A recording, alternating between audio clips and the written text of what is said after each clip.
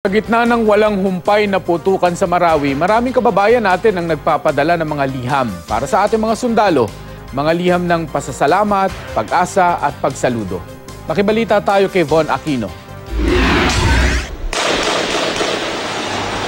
Nagpapakatatag kahit nalagasan ng hanay, handang ialay ang buhay. Kaya naman suporta ang kailangan nila kahit mula sa mga wala sa Marawi.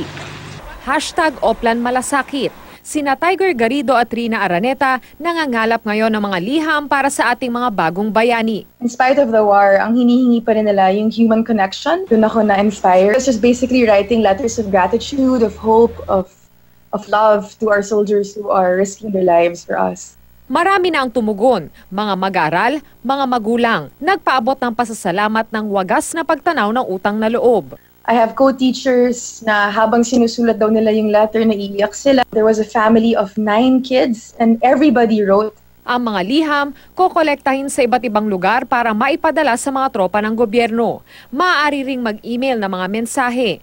Yan ay para maiprint at mabasa ng mga bayani ng Marawi. Von Aquino, GMA News.